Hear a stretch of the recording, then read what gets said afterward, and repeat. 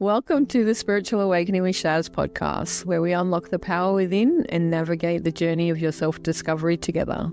I'm Shaz, your spiritual mentor and life coach, here to help you tap into your inner guidance system and manifest your best life. Whether you're just beginning your spiritual journey or looking to deepen your practice, this podcast offers insights, techniques, and inspiration to elevate your consciousness and transform your reality. Get ready to shine your light and embrace your true potential. Remember, the answers are inside you. Let me be your guide on earth. Hey, beautiful souls. Welcome back to the Spiritual Awakening with podcast with Shaz. Last week, and it is only just last week, I got home from my holiday to New Zealand. So I took a cruise with some friends because it was my best friend's daughter's 18th birthday, and we decided to go to New Zealand for a holiday to the South Island. I had such a great time. And on the Thursday when we arrived home, a few months before, during the middle of my Shine with Shaz program, one of the classes decided to book tickets to go and see Oprah. Now, it's been a bucket list item of mine for many years now because Oprah was a massive catalyst in my life and part of my spiritual awakening journey when I was 16, and set about this whole healing journey, which is a whole nother episode and lifestyle I'm not going to go into today. But going to see her and experience her energy, even in a room and a stadium full of 8,500 plus women and men, predominantly women, mind you, but there are a certain number of men in the audience as well who all came to see and hear Oprah. Now, I wish I got to meet her. I have since talked to a dear client of mine who works behind the scenes at some events, and she actually got to meet her and shake her hand. And as I talk about it, I get chills from it because it's so, so special. And she has this phenomenal energy, and energy speaks to me on different levels. And the mindset and the beliefs that she holds really align with who I am. So today's episode is about teaching you 10 lessons that Oprah helped me with and how she changed my life. So for this event, my friends Alex and Michelle joined me. We went into the ICC, had dinner at Darling Harbour earlier, and then we got to go and see her. Our seats were midway back, but we had a great view. You could see her and Melissa Doyle on the stage, and the energy in the room was so vibrant. The frequency was so high. It was visceral. Your whole body could feel it. Tingles everywhere. For more than 2 hours straight, the deepest part of my soul was invested. At the very beginning, I took a video of the introduction. And normally when I'm at events or even different events, I'll take pictures or be invested on my phone. I was simply invested in the energy and frequency. And I sat there gobsmacked, staring at her, just listening to her speak and tell her stories. Now, this is a woman that in a room full of thousands of people can make you feel like she's just talking to you. This felt like a private one-on-one conversation. And I can tell you, a lot of the things that she talked about over the years, I've embodied and embraced, and it's changed my identity to become who I am. She's been one of the mentors that taught me many things. I followed other beautiful coaches and public speakers and change makers in this world who uplifted me with their stories.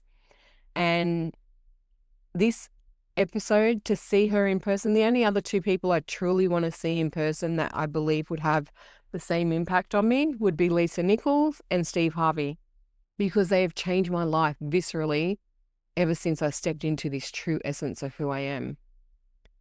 I walked into this venue feeling happy, excited, and inspired, and I literally walked out a different woman. She anchored into me so much more certainty, so much more clarity, and certainly being more awake. Now, not long after that, I'm going through an ascension flu, which you may or may not hear in my voice, and I've had a couple of days where I'm not feeling the greatest. But at the same time, I have this buzzing feeling beneath my skin that I'm energetic. I've been in a creative mode. I have so many ideas. I've got plans coming from everywhere. There is so much beautiful energy as we close down this 9-year and step into this one. So today I want to share with you 10 of the biggest lessons that she taught us. Now, this list could be 100 long practically because she had so many powerful insights, but these were the 10 that spoke to me the most. So I feel that every woman and even every man would want to hear what these lessons are. And I'm going to give you her version and my take on them. So it's going to be a combination of what she said and how I interpret it and how it shows up in my own personal life. And I hope that you need to hear this, and this will help you in your own awakening of getting through your own bullshit and transform your journey. Are you ready to get with it with me? Number 1, this first lesson is really funny because I went through massive trauma in order to understand this lesson, but I so get it now. So when she talked about it, it was like the catalyst of, oh my God, yes, this is so true.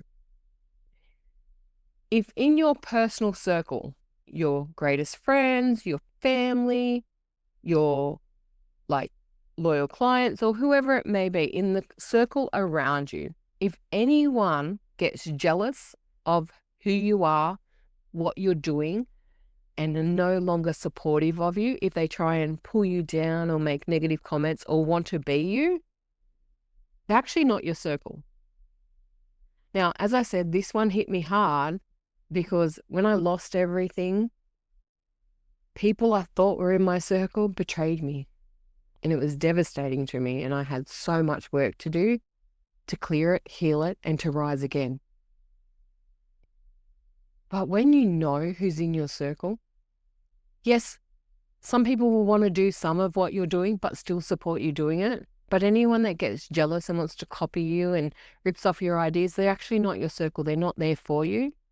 You need to surround yourself with better people. And when you do, you rise, you grow, and you actually go after better opportunities. Your real circle will support you, celebrate you, cheer you on, and be excited as you are for everything that you're doing. If they start getting weird or pulling back or making snarky comments and quietly hoping that you don't outshine them, that's not friendship. That's insecurity in a big way. Now, that insecurity is their problem. It's not about you. It's actually something where their ego gets in the way, and we can go into negative talks and positive talks about the ego factor in life. But real positive women who are on the same frequency or above will help you rise. Anyone below will want to pull you down. I want you to have a look at your circle. I want you to take notice of all the people around you and ask yourself the question, are they here blowing me up, supporting me to rise? Or are they below, pulling me back down, hoping that I'll fail? And then please take note the first couple of times they do it. As she said, you don't need 29 references for you to learn the lesson, because if you don't learn it early, you are doomed to repeat it. And trust me, it gets harsher and harsher and harsher.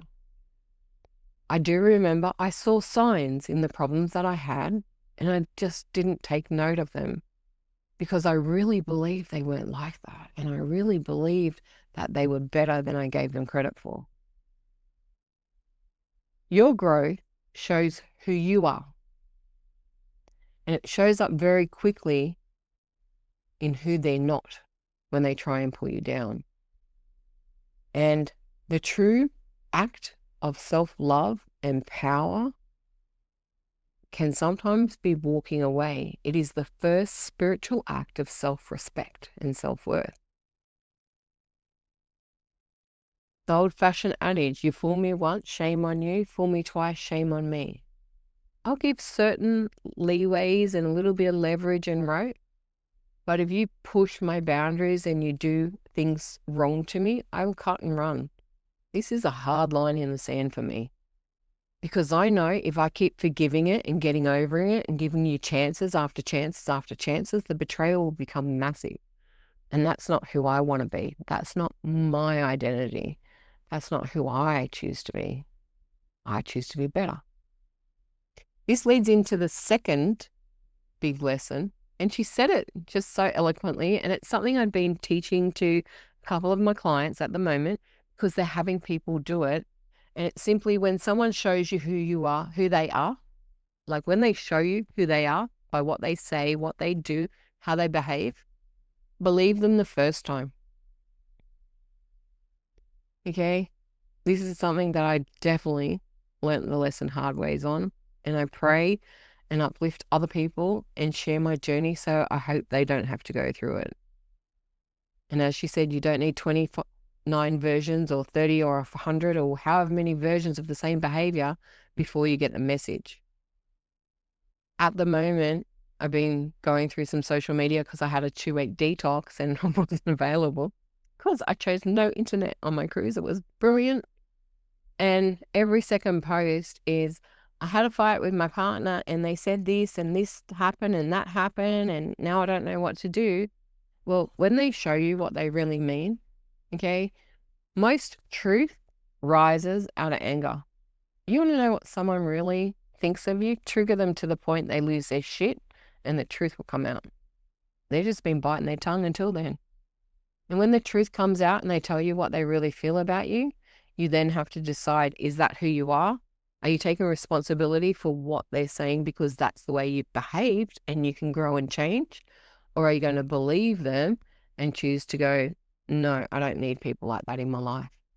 And always remember their judgment of you is also a reflection of themselves. Okay, so when someone dismisses you, treats you poorly, ignores your needs, or only shows up when it benefits them, I want you to believe what you're seeing. Actions speak much louder than words. Okay, look around your circle and ask yourself, are they there for you the same way you are for them? Can't tell you how many times I've had clients come for a reading, and when I tell them that they've got a sabotage or a toxic relationship, and they go, I'm always there for my friend and I always show up, and yet anytime I need help, they're few and far between, or they tell me I'm too needy, or any excuse under the sun. Okay? Do not override red flags. And stop falling in love or accepting potential in another person. You have to accept them as they are, not as what you think they can be. You can't fix somebody else. You are not a savior. It's not your role. They need to save or change themselves. The biggest issue I find with women, and especially women that come to Shine with Shaz, is they all fall in love with potential. Oh, I can see great potential in him. And if he just did this, this would be so much better. They don't change. They don't grow up. They don't magically become the version that you need. It doesn't work. Healing is to learn to trust your first knowing and believe your own signs and synchronicities. They happen to you for a reason. Lesson number 3, the power of 8,500 plus people wanting the same thing. I was genuinely humbled by the amount of people in this room, because this is like 8,500 people minimum. And I know lots of people that missed out. This was just the crowd in Sydney who are right in my niche, in my lifespan of the people I want to help, who are the audience I want to talk to, and who are the same frequency and vibration that I radiate, who want to help and change the world. These were all women hungry for healing, truth, self-awareness, connection. It made me realize how big this movement is becoming. And it also made me realize that I'm exactly where I'm meant to be. It's not a small niche anymore. Women are waking up all over the planet. There were 8,500 plus Sydney-siders at this one event for someone amazing. They're wanting answers, they want peace, they want purpose. And I hope to be able to be of service to them. I hope to be able to help them. This is my love, to help women rise. Because collectively, when we all rise up together, we can change the world. These are the people that I work with and want to work with every single day. These are the people that I meet. On my cruise, I met some amazing women. We had some fantastic conversations. And I have met a couple of kindred spirits that I know I'm going to be friends with for a very long time. As a matter of fact, one of them messaged me just right before I'm recording this, and it just makes my heart sing. To see this surge of humanity awakening, rising, and becoming fills my soul. It's that such a fire within me.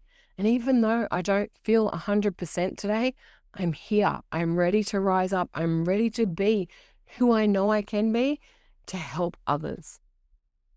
And trust me, as I looked around that room, I could see that same fire, that same light in thousands of others. And it just makes my heart sing. Lesson number 4.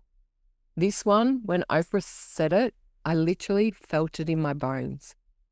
Every human wants one thing: to be seen and heard.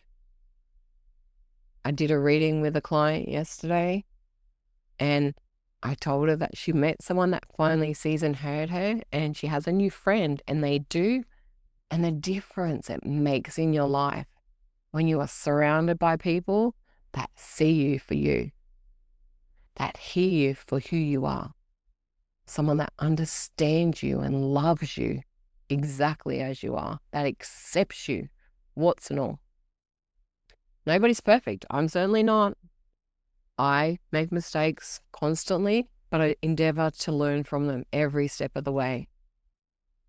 I'm rising and flowing and going through different things each time, but I learn. I take personal responsibility and I embrace those lessons with the grace of God inside of me. Being seen is not about attention. It's not about recognition. It's the nervous system finally exhaling and accepting that someone really sees us and gets us.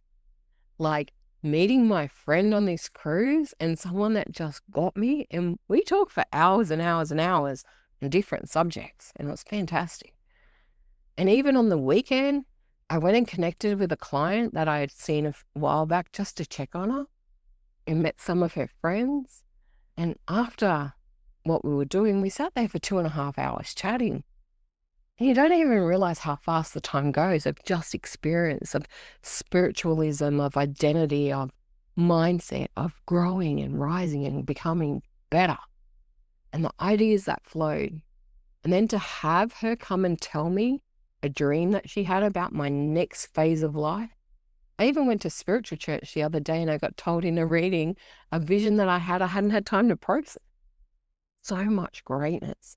I'm so excited for this year to come. And this part of why seeing how people react when they're no longer invisible, and that's a personal one for me. For many years, really before I started my business back in 2013, I've been doing spiritual courses and going to do different things, all at different teachers all around the world since I was 22, 23 years old. I'm now 52. I turn 53 next year. So for 30 years, I've been in this industry surrounded by these people. Up until about 10 years ago, maybe 15 tops, but 90% of them didn't know who I was. I was invisible. I got told by a dear connection and a friend that, you finally got rid of your cloak of invisibility. I was never seen because I wanted to hide back. My self-worth and my self-esteem did not want to be noticed in this crowd. I didn't want to feel that I mattered. I didn't feel that I belonged. I wasn't enough in my own head. And when I started to work on that, embrace that, and own my identity, own my connection to Source God and the knowledge in my head, I still wonder every day where that knowledge comes from. I got no idea. I do actually. It comes from God. It comes from the universe. It comes from Source. It comes from Spirit. It's not all learned. It's collective consciousness. And that made me finally feel seen. And it definitely made me feel heard. And today we have this podcast. And this is how I got born, because I was finally heard for what I had to say. Helping women remember their worth and actually feel it is all in my soul's work. I always tell people, you will never have a conversation with me and walk away feeling lesser. You'll never come to a session, have a reading or a healing, and walk out feeling worse than when you got here. You will feel lighter, you will feel freer, you will feel uplifted. I am a great cheerleader. I love it. I support other people. I uplift other people, not because of any other reason than I want to see them be the best version of them, not anybody else, them that they can be. Because I believe when we all rise up, we can change the world. And it's getting better daily. Number 5, this one also hit me in the gut because I've struggled with weight all my life, and Oprah has too. And this lesson was, obesity is a disease. It's not a moral failing. She said with such power that statement. Pretty much the room quietened down and looked around, and there were all of us larger people looking and going, what? Everyone thinks losing weight's about willpower or problems. And I know from my own journey, it's not quite true. I do believe it has genetics in it, and I know trauma affects it, and I know hormones affect it, and my hormones are screwed, but we're working on that. Stress affects your weight, shame affects your weight, many different things affect your weight. When she first started out, she was talking about an interview she went and had, and the name's on the tip of my tongue. Is it Joan Rivers? Sorry. What is that lady's name? I can see her face, just couldn't see the name.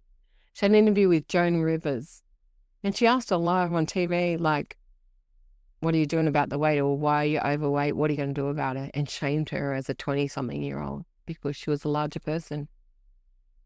And she spoke openly about the shame that she suffered in her career early on, and the yo-yo dieting, the judgment of self and from others, her internal battles. And the moment she realized it's not weakness, it's actually biology, it's trauma, and it's life. And sometimes we need doctors to help us. That's why there are now different ways to help you lose weight. The ironic part is when you do go see a doctor, a professional for help, the shame associated with that right now, it's so disheartening. It is quite disgusting. And I'm praying that it actually gets better. Yes, you can work on it hard and willpower makes a difference, but there are different aspects that do need to change.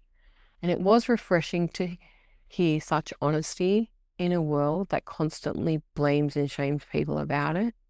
And to see someone that struggles so hard become who and what she is. She's really into hiking. She walks over 10Ks a day. She was also telling us that she was born in a place called Kosciuszko. And so someone said, do you know Australia has a Mount Kosciuszko? So she's going to hike the summit of it. And there are apparently videos out there. You could go look them up. I haven't seen them yet. As I said, I haven't been well for a couple of days. But it's on my list to go and have a look at it. But I love the same thinking of, oh my God, that's a name that we know, and I've got to go there. When we were in Dunedin, we were passing a bus and it had St. Clair on it, and I was with my friend Carol. And she lives in St. Clair, and there's one in Dunedin. And then there was this beautiful sign of Edinburgh, and that's where she was born. So we took a photo of that too.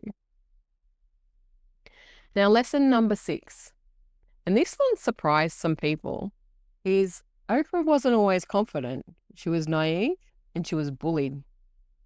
Very early on in her career, she believed she wasn't pretty enough, good enough, strong enough. And people said some things that genuinely broke her spirit. Some of the things she shared with us were shocking because they were quite disgusting. She was very naive about manipulation. She was naive about power dynamics. She didn't understand how cruel some people could be. And in that industry, most people just say what they think and not worry about anybody else.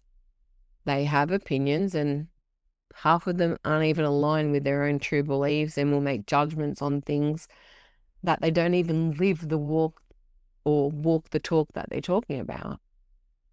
But in her naivety, she allowed herself to hold out hope. She stayed anchored in her self-belief, and she rose within herself without becoming hardened. And this part truly got me because I got it. I lived it. And for my 20s and 30s, the trauma from my childhood turned me into a person that I quite frankly didn't like. I was angry all the time. I was judgmental and critical about people. I was judgmental and critical about myself, worst of all. But all of the problems that I suffered through in life, they shaped me into who I am now. You can break down, be broken, and heal from it. And I've overcome so much already. Things like growing up in a narcissistic parental home. My mother and my brother made it openly known they did not want me. This hurt me on so many levels. It created so much trauma. It took years to get over it. And thank God every single day that I have recovered and healed from it. It made me angry. And it turned me into a carbon copy of my mother, and I hated myself for it. Hated myself for it. But I rose through that.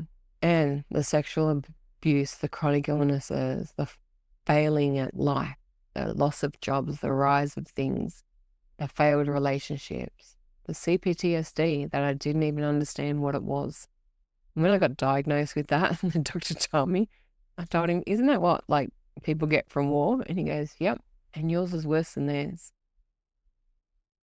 And I didn't even know, but my CPTSD manifested in such a way, I had a hiccup spasm in my body for 10 months because of unhealed trauma. I had to work through all of that. And it took me years to overcome it fully, but I did because I learned to love myself. And all of that shaped me into who I am now. And I have risen into the power of my identity. I am Shaz Senior. I am exactly who I am. I love who I am right now. And I grow daily. I learn daily. Anytime someone triggers me, my first response is thank you, because it's a layer of my onion. I get to heal. I get to shift. I get to evolve. I get to uncover aspects of my shadow, of the inner self, and become really who I am. Lesson number 7, and this was one of my favorites because it's something that I've lived by for a lot of years right now, and that is intention is everything. It was one of the strongest messages of the night for me because intention isn't something that you do, it's who you are. I set intentions daily. I wake up daily asking, how can I be of service and what do I need to learn today? That is my intention. How can I show up for other people? What can I contribute to the world? What can I share that's going to make a difference? And as long as one person out there hears what I have to say, my heart is filled. Okay? Your intention isn't necessarily something you do, it's who you are. And who I am is someone that wants to inspire, uplift, and help someone else in any way I can. Sometimes it involves creating like podcasts or videos or content online. Sometimes it's creating different products and processes. I now have to write a book that I've got to get my head around, but we'll get there. Okay, sometimes it's just going out and being polite to the cashier, going to listen to a stranger, going to have a conversation with an old person in the shops. One of my favorites. Just go and say hello to someone as you walk past and see what happens for them. Okay, your intention is the energy that you bring into the room, into your relationships, into your business, into your dreams. Okay, for my dreams, Steve Hartman, you taught me this. I have a 300 list. And my 300 list is now up to 389. I started a few years ago because 89 of those things on my bucket list sort of thing, I've crossed off. And every time I cross one off and say thank you for it, I had new ones. 89 new experiences, products, growth potentials, 89 new things that I've done. And it's really great to look back on it because it shows you growth and shows you success when you do question, well, what have I done for the last 9 years or however many years since I started this? Fucking lot. It's amazing. I love it. And I think you should do it too, right? I reckon everyone should do this thing. Okay? Your intention is what you bring into a conversation. Are you there to harm and hurt? Or are you there to solve problems, uplift someone, make them feel great, see things from a different perspective, and give them the answers that they're seeking? The one thing you can't do is fake intention. Stands out a mile. You either mean it or you don't. It's that simple. Every morning, I want you to ask, what is my intention for today and how am I going to show up? That will literally shape your reality. It will change everything within you. And you deserve it, and so do the people around you. Number 8. This one, seriously, I've been talking about this in Shine with Shaz, and I loved it. And I'm like, finally, someone else gets the message I'm sharing, okay? We suffer through identities that don't belong to us. Now, identities, archetypes, labels. Don't get me started on labels. I fucking hate them. So many people out there, I want to be diagnosed as ADHD or I want to be on the autism spectrum because it will explain bad behavior. I want to get a diagnosis for this. That just puts you in a box. We don't belong in boxes. Yes, we go through identities, and no, it does not mean you have multiple personality or identity disorder. You have an identity as a baby. When you're born, you can't talk, you can't walk, you can't feed yourself, you can't do anything for yourself. You are totally reliant on your parents or someone to support you through life. You are totally codependent. And that lasts to about 18 months old. And then you want to become totally independent. Try and help a 2-year-old with their clothes, right? 2 different identities. Are they the same person, the same child? Yes, they are. At first, you can't read and write. Then you can. You get educated. These are all parts of your identity. Some of the identities that we become, the strong one, the one that has to be there for everyone else, the rock. We all have to do that at times. The fixer, usually the empath. They want to change everything, fix everything, and just make it all better. Doesn't always work. The good girl, the one that does nothing wrong. The bad girl, the one that wants to step outside and wants to buck the system and wants to cause trouble. We all go through it. The responsible one, the people pleaser, the quiet one, the reserved one, the watcher. They're all different aspects of self. Sometimes you become the everything to everyone else but yourself. And that's not a good one either. None of these are actually who you are. They don't define you. They are just identities, archetypes, periods that you walk through. You can come up as the powerful one. You can come up as the educator. You can come up as the leader, the follower, the fun one, the crazy one, the weird one. One of my favorite sayings in life is, there's always a weird one in the group, and if you don't know who it is, it's definitely you. I'm the weird one. Okay? You can spend decades wearing identities that other people assign to you. I was angry. I was bitchy. I was rude. I was blunt. I was horrible. I was stupid. I didn't know lots of things, apparently. It wasn't until I met my true self and understood exactly who I was that I stopped performing. I stopped trying to be what everybody else wanted to be. I'm quirky, I'm crazy, I'm cheeky, I'm fun. Yes, I'm blunt, I'm rude. I'm spiritual in all things. I'm direct, I tell the truth. If you don't like it, not my problem. But that's part of my awakening journey. That's the identity that I embrace. My biggest identity is I've always wanted to be it. I told you when I was a child I wanted to be a teacher. That teacher is now a coach. It's an inspirational leader. It's a podcast host. And he's someone that wants to share knowledge with the world. And that's what I want to do. I want to teach you to be better. I want to teach you to rise. I want to teach you to own who you are and become the best version of you that you can. Nobody else can do it for you. Lesson number 9. This one truly amazed me because you would look at Oprah and not think that she was like that. But people pleasing nearly cost her her power. When she was doing her Oprah show, she had to interview people that didn't align with her, and like she was doing interviews with people, and I can't remember the full references of them, but it just literally made her feel sick to her stomach.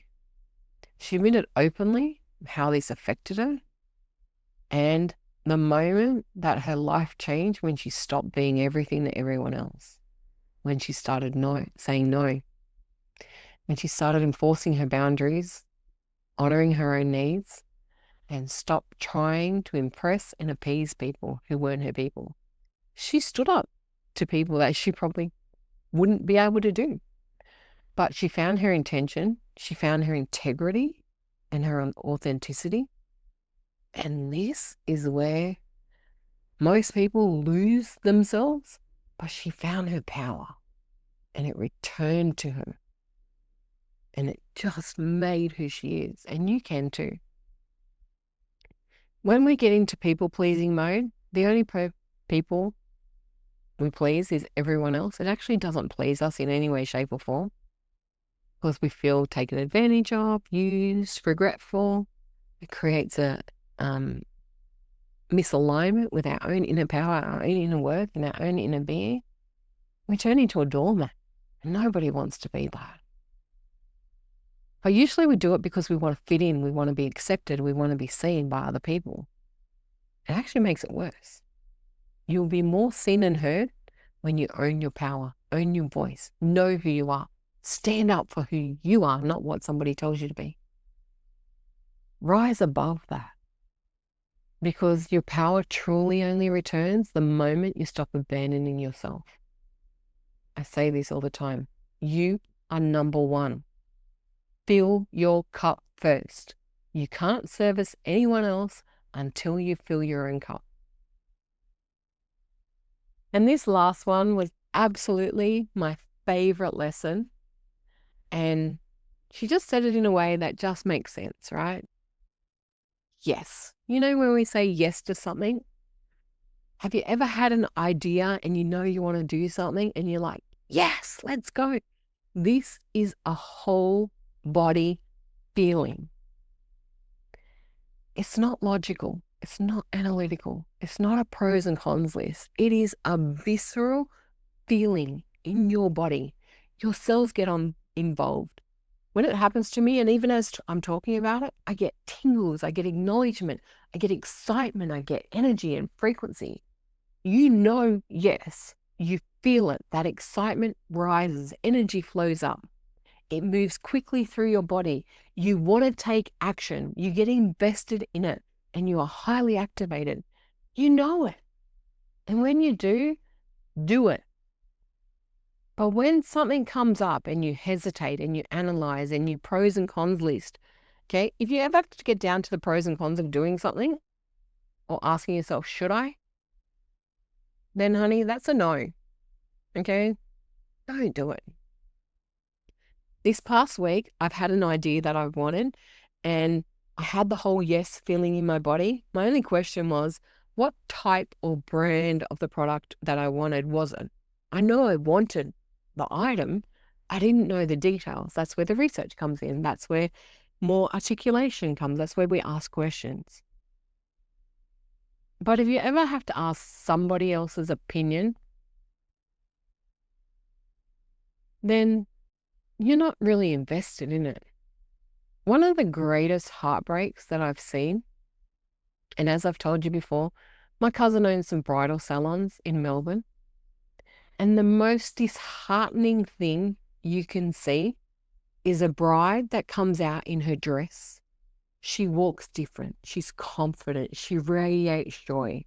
She loves it viscerally. That yes is there in her body. And she comes outside and her mother or her bridesmaid or her sister, I don't like it.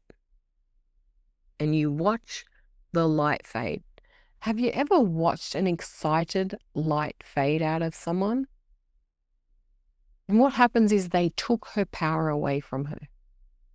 And it breaks my heart. It kills my soul And it definitely just makes me feel so empty.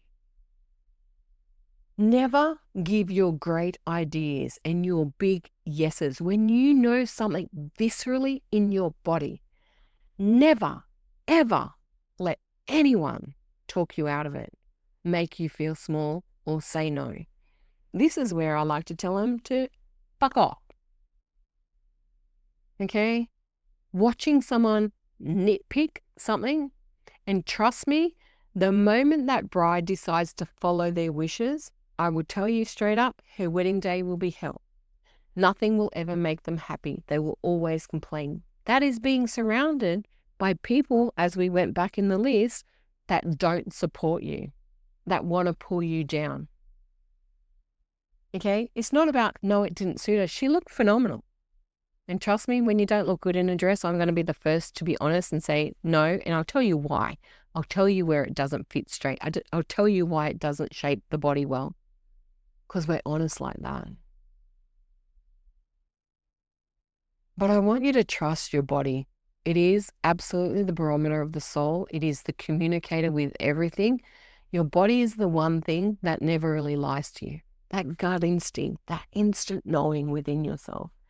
It knows. It's your mind, and your mind is usually processed and shaped by fed information and usually judgment and criticism of other people. How many times does that let you down? Your body knows the truth instantly. Trust it. I know when I want to do things, I'll say yes and then work out the details later. 95% of the time, it always works out great. And if it gets pivoted or diverted, it's usually because I got told something and I didn't listen and I tried to do it my own way. Much like this podcast episode. Okay? I was going to record another episode and I tried it twice and then fuck, it didn't work. And then I got a message and a text from someone right as I was about to record, and they reminded me about going to see Oprah, and I go, oh, that's what I meant to do this week. Because as I said, I haven't been well and I wasn't fully with it. But that's how I listen to myself. I follow the signs. When things don't work out, that's telling you to pay attention. When things go missing, that's telling you to wake up and look around the now, be present in the moment. And this is part of what Oprah taught me, and it opened up something new in me. And not because any of this was new. Some of it was a little bit more eye-opening, but it was just different, like perception of many things that I'd already known. She really did remind me of things that I did already know. But her energy, just who she is, a woman who knows who she is. Do you know how magnetic that is? Melissa Doyle was interviewing her on the stage, and Melissa has the same vibration, and it was just beautiful. The coexisting energy of it was blissful. Okay? These women own their identity. They stand in them truths, and they stand up for themselves, and they won't shrink for anyone. And I want you to be like that too. My only wish for people, and women especially, listening to this episode is please find your own identity. Rise up to become who you are. You are beautiful inside and out in every which way that you can. And yes, you grow. Yes, you evolve. Yes, you become more. You change. You mold yourself. Because if we don't continue to grow, we die. That's life. Okay, your identity is going to change and grow and become so much more. One changes daily. Sometimes can't keep up. But know who you are. Listen to your heart. Pay attention to your soul. Have deep conversations with yourself. And if you struggle to do it with self, reach out and let me have a conversation with you. I have a free 30-minute clarity call. We can talk about anything. I can give you direction, posts, or I can create certain episodes for you. I can help you find the way. All you have to do is ask. And mostly surround yourself by beautiful friends. I had a gorgeous night with Michelle and Alex, and they're not normally two people that I hang out with as much as some of my other deep friends, but it was such a beautiful, special moment, and I got so much gratitude from being in that room. And I thank Michelle with every essence of my heart because she's the one that told me. I didn't even know she was coming because I don't really pay attention. But being able to absorb that wisdom, that energy, that vibration was phenomenal. If you ever get the chance to go see someone, or someone that inspires you shows up in our country or wherever you need to travel, go do it. Do it. Proximity activates purpose. Get in the room with the people you admire. Fill your life with people above you who you want to become, who you want to be like, not in an obsessive stalker way, but who will help you grow and remember who you are. I also want you to remember you're not broken. You are remembering who you really are. That is part of the awakening process. You are you. You are God's source light energy, an amazing, wonderful piece of humanity. And humanity in itself is this magnificent creation. And you are here for purpose, you have a reason, and you are here to shine. I hope this episode resonated with you, and please share it with anyone who needs to hear it. I do thank you for listening to me ramble on about it today. And until next time. Thanks for listening to the Spiritual Awakening with Shaz podcast. Don't forget to like and subscribe down below so you don't miss an episode. You can also follow us on Facebook with the links below. Until next time, trust your intuition and let your spirit soar.